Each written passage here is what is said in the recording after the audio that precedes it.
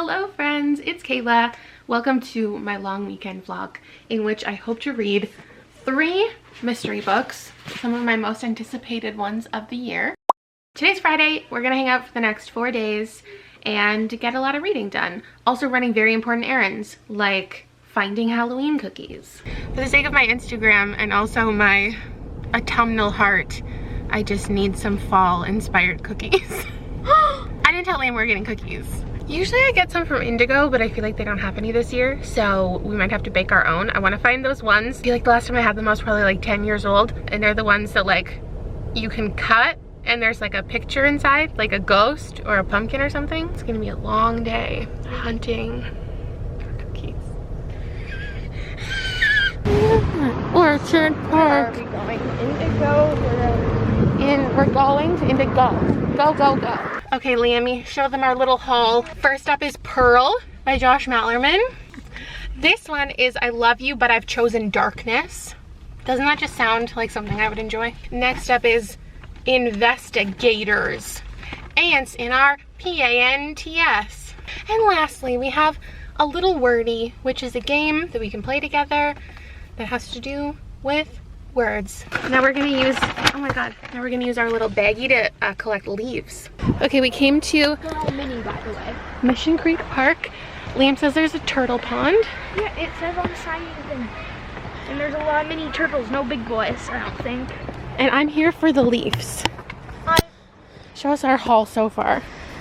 Oh wow. Beautiful. Really killing it. No, thank you. Wait, which way is it? That way. Maybe we need to call them.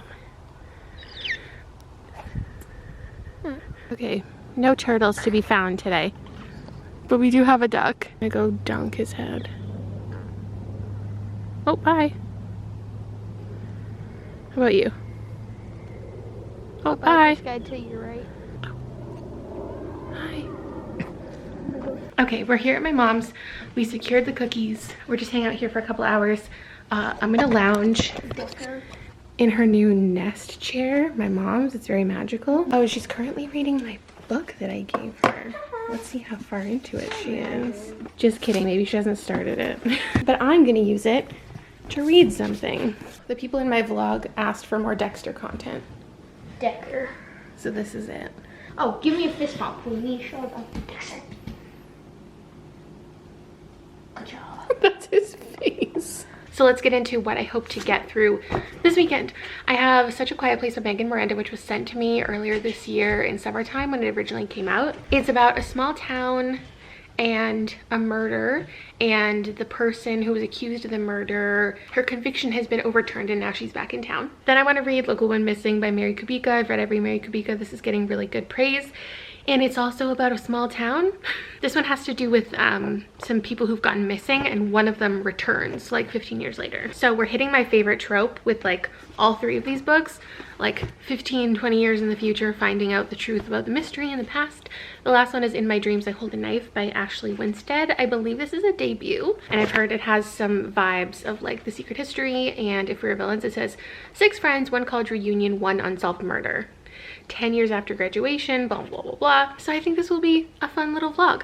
I'm actually gonna start in order of how I just introduced them, because I'm gonna go in order of what I think will be my least favorite to favorite. I'm obviously hoping they're all 5 stars, my favorite mysteries ever, but I just haven't heard as much buzz, I guess, about this one. So I'm gonna start here. I'm gonna just lounge here for a couple hours while we wait for some people to come and do some stuff on the house, and I'll let you know how it goes. Hello, beautiful.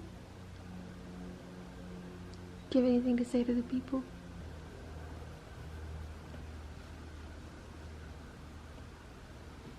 Shout out to Dexter just climbing up here to be in my thumbnail.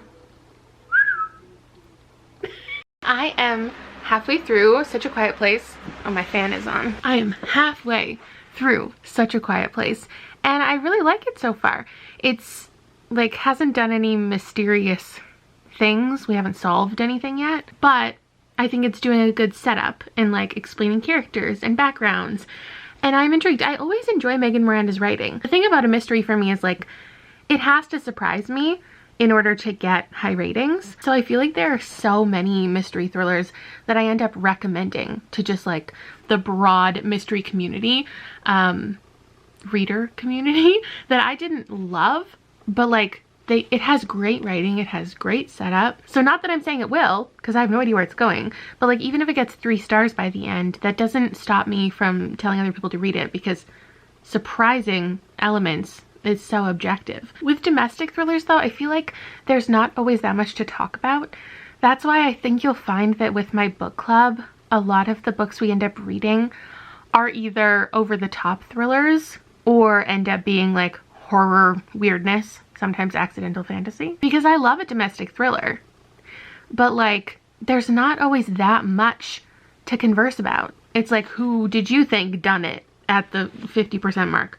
Who did you think done it at the 75% mark? I am going to make more of an effort in 2022 with book club selections to have a better mix of like some domestic stuff, some maybe I'll delve into detective stuff, and then horror and just convoluted thrillers. I think it's going to be a good time.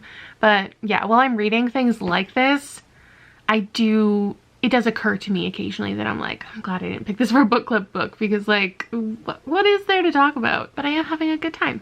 So thank you to Simon & Schuster if I didn't already say it. I don't think they told me this book was on the way at all. It just surprised me in the mail. And I hadn't had it fitting into the TBR of the month that we were in, and I felt bad about it, but I'm excited that I can make up for it now. And since I kind of matched the cover, we'll see if tomorrow's pick, I can also match the cover with tomorrow's sweater. That's what you come here for, right? Books and looks. Ah! Okay, we made our cookies. Oh. I have to... Oh, I have to keep the good ones for an Instagram photo tomorrow.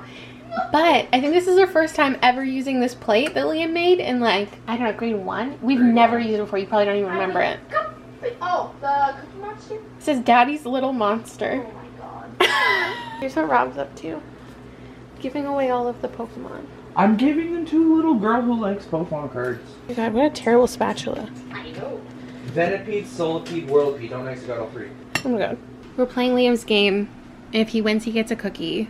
No, I just want you one right now. Oh. Okay, go ahead. Tell us how good they are. Oh, incredible. Bye.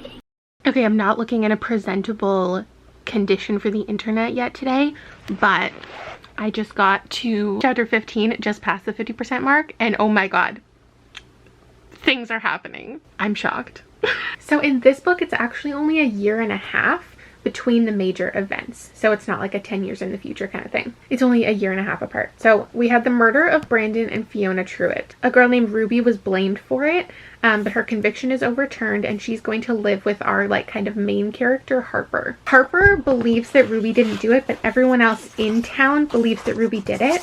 And so Ruby is like hell-bent on proving her innocence. This map is so helpful because it shows like everybody's individual house and how close they are, because there's a lot of different conversation about like, this person walked through these people's backyards and this person's security camera caught this person doing this. And basically all of the neighbors have something to hide. If Ruby did do it, how are all of these people trying to prove it? And if Ruby didn't do it, how can we find out who's really responsible? There's also a pool right here where a lot of major events happen. As soon as Ruby comes back, she like wants to pretend like everything is back to normal, but nobody trusts her and she just like waltzes into the pool and everyone's like, oh my god, Ruby's back. Okay, here's my beautiful leaf collection.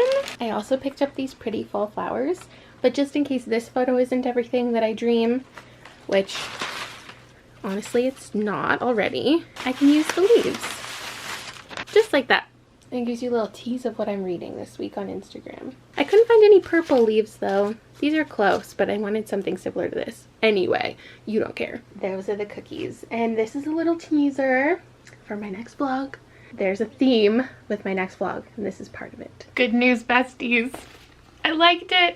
I liked it a lot. I'm giving it 4 stars. I hope what that means for the trajectory of this video is that they all end up good, and not that I accidentally started with the one I'm gonna like the most. I'm so glad. Just the reminder that I do love a domestic thriller. I really needed this. It is your classic small town mystery, so many people involved, and it's like solving who really killed this husband and wife, if not the girl who everyone thinks it is. And it did a lot of things that I really, really liked. It had, I can't spoil it, like talking about the conversations that it had would spoil it, but it has this really great small town commentary. And it's one of those books that there isn't just one solution at the end. There's a couple different things all happening, which really works for me because then there's no way to really guess it all. And it's technically a reveal that I've never read before. I know. Not that the reveal itself is like so outside of the box and so crazy and like so mind-blowing, but it's just not something that has been done in this way in a book that I've read. So I really appreciated it. A 4-star mystery is more than okay with me. And we did find something to kind of match the book. Look, it's freaking bats. This is the best I could do. Pink, purple, like we're on the same wavelength. And if I thought that Local Woman Missing was going to be the same small town mystery, like somebody coming back, solving a crime, the narration style is so completely different. Like the perspective is so different. I only read this little chunk, so maybe from here it is going to be that like typical small town, like one perspective mystery. Yeah, okay, we do have a couple different narrators and we do have a couple different timelines. So Such a Quiet Place didn't jump back and forth in time. It was only in this time period, but it was reflecting on what occurred earlier and with all of the characters like testimonies and memories like of that night. But this one started out with like this really intense scene where there's a character being held captive and we're from her perspective. So it's already completely different, and my worries for like reading the same story twice are completely gone. I don't have a lot going on today. I do want to film some things. I'm gonna see if my hair dries in a cute way, and then maybe I can film some videos you've probably already seen before this one. I don't really know. I don't have a super specific plan for my videos this month. I have some ideas and concepts, but no structure for when they're going up. But anyway, for now, I'm gonna get into this and I will let you know how it goes. Rob and I are also having a chill date night with lots of snacks. So I don't know how much I'm gonna end up updating you, but I promise I'll pop in at least once. Erin's doing a live show on her channel right now, so you know I'm gonna get so much of this in. I love accountability. I love when people do live reading sprints. Okay, I am almost halfway. I would say like 40%, but I'm so hooked. I'm so intrigued. There are so many POVs and the chapters are super short. I actually am gonna pick up the audiobook and just like casually listen for a bit. It's tough because I'm at a part that you're about to find out some things, and part of me wants to stop here because it's going to be really easy to pick back up tomorrow. I don't want to stop at a point that isn't exciting and then I don't feel motivated to pick it up. So I might stop here. I might check out the audiobook. The reading sprints have been really fun, and yeah, I will see you tomorrow. All reading updates will be from my bed today. I hope that's okay.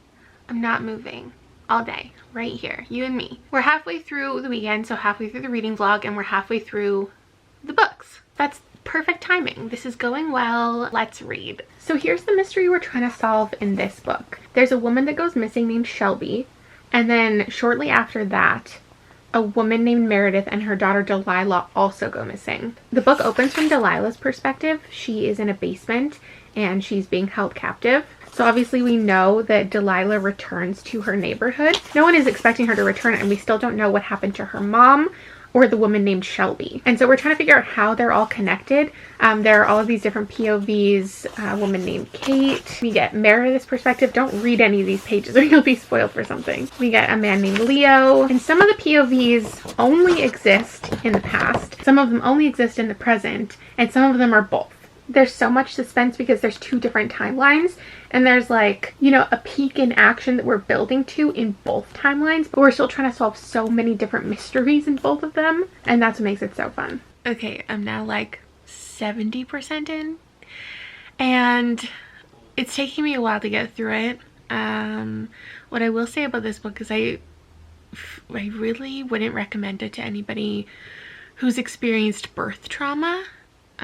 It's really hard to read for that aspect. We're following one of the POVs as a doula, and she is attending different births, and one of the births is like a lot to read. As far as the mystery, I don't actually have a lot of theories at this point, but I haven't really like taken the time to theorize and ponder. What I will say is there's one character who like is a quintessential like bad person, and so naturally I feel like it's too easy to assume that that's like the bad guy.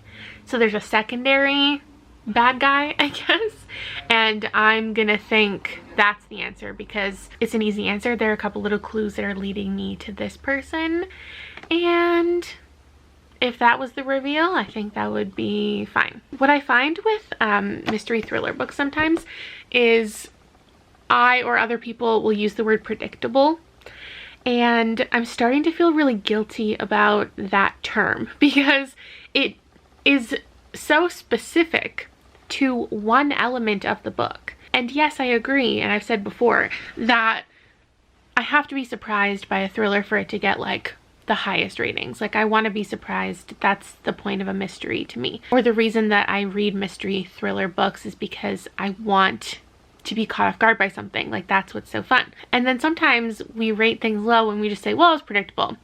And it doesn't take into account that like, no, you didn't predict how the characters were going to interact for 400 pages. You didn't predict the steps that somebody was going to go through to figure something out. Like you didn't predict every single little connection and all the scenes that were going to play out. It was only predictable with one element, and like it can still be a really well crafted story, and you can still really respect like how dialogue happened and certain conversations that went down. This is another one that is bringing attention to certain interesting topics, like consent in the birth process. So I know we are all talking about just like twists when it comes to the word predictable, but I am going to challenge myself when I talk about a mystery book and I'm gonna call it predictable, that I also find other things to talk about in my review rather than just that element. I finished it, and oh boy, I love an over-the-top thriller, and this was an over-the-top thriller. Maybe even, dare I say it, too over the top for me. It also like the last one, which I love, had a bunch of different things. There isn't just one mystery and one solution. All of these different things are tied together. Was I surprised? Yes. Was I surprised again? Yes. Was I surprised again? Yes. If there are thrillers that I've talked about in the past that I call over the top and convoluted and just like you have to suspend disbelief for, and you've hated those, like this is not the recommendation to take. I can love a slow, nuanced mystery, and I can love an over-the-top mystery. And I think that's great because I like so many different things, and I never really know going into a book if it's gonna be a hit or a miss. I'm giving it 4 stars. I can't give it a 5 because at least upon initially finishing it, there are just certain facts of this book that I'm not expected to like believe, but I just can't get on board with. I think it's fascinating why the author chose the certain narrators that she did, because there are like 20 characters in this book. I had to draw a character map. Once I did that though, I realized like it doesn't really get confusing and I didn't need one. I love a red herring. I love when there's like characters in the book and scenarios that you think are gonna mean something and then they don't. I will agree that this is Mary Kupika's best, but I think I'm surprised by all of the high ratings that this has, because like I know that typically the books that I love that have this ridiculous finale, they seem to be the books that have very mixed reviews. But this one seems to be loved by everyone, so I will continue to recommend it to the masses. I know that Gabby absolutely loves this, and that's where Gabby and I really match up with thrillers, is we don't mind the over-the-topness. I would recommend this a lot for people who liked The Other People by CJ Tudor. Yeah, if you're looking for a good comparison, I also gave that 4 stars. Okay, great. It has a lot of POVs. It has like the idea of missing people, and it gets a little wild.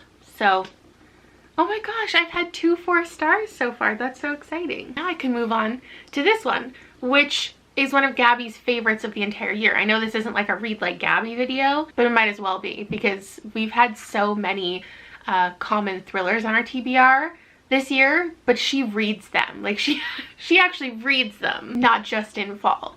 I need to, you don't care, but I need to adjust my like type of reading and try to read a more varied amount of genres every single month rather than having it seasonally, because I know for a lot of people they'll be like, well, if you're in the mood to read thrillers in the fall, that's when you should read them. But I'm not ever in the mood for anything. I'm not a mood reader. I don't know what that means. That's just when I plan certain content out because it feels right to the universe. I don't feel anything. And I just need to read like a couple thrillers every single month to keep up because I have so many and I should have read these already because I love them. Not this, I haven't read this yet. Oh, I want to love this one. I'm gonna start it tonight. I guess I should. I only have 24 more hours left in this vlog. Hello, me again. This sweater is the best I could do. It's not really working. Maybe I need to own more gold. I'm 30 pages in and I'm hooked. This is the one that has 6 friends, 1 college reunion, and 1 unsolved mystery. We're seemingly only following one character's perspective, which is always so interesting. Like, I want to know why the author has chosen to follow Jessica and only Jessica's POV. But 10 years ago, Heather died. One of the, I think technically back in the day there was like 7 or 8 friends, but now 6 of them are meeting up for a reunion, and we're following Jessica's thoughts on all of it. It's flashing back and forth between timelines, now and then. The now timeline is very interesting. She's meeting up with one of the friends who we know was like suspected of being the murderer. We don't really know what came of that, but considering they're hanging out, like this is only the first 30 pages, so I feel like it's not spoilery. But since all of the characters are being mentioned right off the bat, she's going back to visit all of them. This one guy isn't going. And now we just flashed back to when this entire group of friends originally met, and I just love it. It's a very like Gossip Girl kind of scene where there's like all of these attractive girls and boys who saw each other in the like courtyard of their school, and they all just like decided to talk, and they're like, so what do your parents do, and who are you, and like how much money do you have? And I just love the dynamic. But now we're flashing back to now, and some books I struggle with preferring one timeline over the other. So like I already want to get back to the then, but I think it's going to be interesting. I have a feeling there's going to be some good like cliffhangers at the end, and we're going to like go to a different timeline, and it's going to be frustrating to read, but really worth it. I really like it so far. Barely, you know, 10% in. High hopes. Very high hopes. Could these all be winners? Could this happen for me? I'm back in my bed. The glasses are back on. Listen, my contacts have been bugging my eyeballs, and this new mattress is the most comfortable thing on the entire planet, and I live here now. I will not apologize. I've given up on the day. The boys are playing video games. I'm reading, and I love it. I love it. It's deliciously scandalous. I love it. I promise I've moved. I've gotten out of the bed. I did dinner, hung out with the kid. I even made deviled eggs. It was great. But I'm going to update you every 50 pages because we just got another narrator. What is that stain? 50 more pages down. Things are getting very interesting. I'm holding my book upside down. You know what? Regardless of how this ends, and I'm 100 pages from the end, this is one of the best thrillers I've read all year. It's the fastest paced, like I cannot wait to keep reading. I'm just desperate to find out all the reveals. Like my entire life I've dropped it to read this today, and I will not stop until I finish it. This was incredible. Incredible. Best thriller I've read this year. Oh, it was so good. I love a friendship group. I love an isolated setting. I didn't want to read the entire synopsis before reading, so I never read past here. So it's not a spoiler to tell you this much, but it says someone has orchestrated the whole weekend to trap the real killer. So they all get like locked in a room as it were, for part of the book. And I love it. I wasn't expecting it. I loved it. As far as balance goes, I'm telling you, flawless. Like, the flashbacks were timed so well. There was a couple different, like, not narrators because they're in third person, so just like some more insight into different characters than our main character. There was just the right amount of red herrings. The actual like twists and reveals, there was more than just one reveal, and like the final page was like, what the fuck? It gave just enough of like the future information. It was the perfect amount of like friendship and studies and sex and violence. It had it all. It had it all. I would say there's a good like 5 reveals in this book. Just things that are imperative to the plot, that finding them out are like big moments. And I would say like 2 of them are things that you could see coming. So it like gives you that satisfaction of being able to predict something. Not everything is the most shocking twist ever.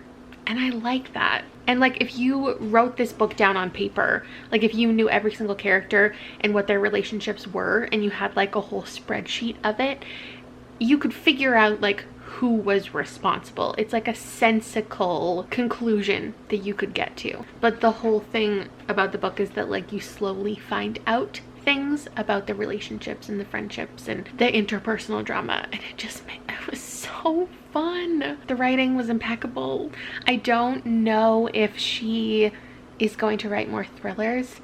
I obviously hope she does, but it looks like her next book might be more just like contemporary, which I mean, that's cool. Like she's just passionate about telling certain stories. I'll probably pick up her next thing regardless of what it is, just because this was well crafted and so well written. I really loved it. This is going down in history. This is in my like top like 15 favorite thrillers of all time. I would love to see this become a movie. Like, oh, I feel like I could gush about this just like all night. Rob's already gone to bed, so I can't go grab the other 2 thrillers that I read, but imagine they're in my hands right now and I'm giving you a quick wrap up. I read 2 4-star books and a 5-star book. This is my era. I'm back on my thriller shit. I'm so happy. I can't believe I loved it all. What a great weekend. Probably not as much like footage and interesting things that I wanted to share. And like I said, it's always tough to talk about like the actual information about a book. And it's just a lot of me being like, I liked that thing I just read. So I'm probably not gonna be completely happy with this vlog editing it, but I'm stoked with my reads. And I'll see you for another vlog soon. Bye.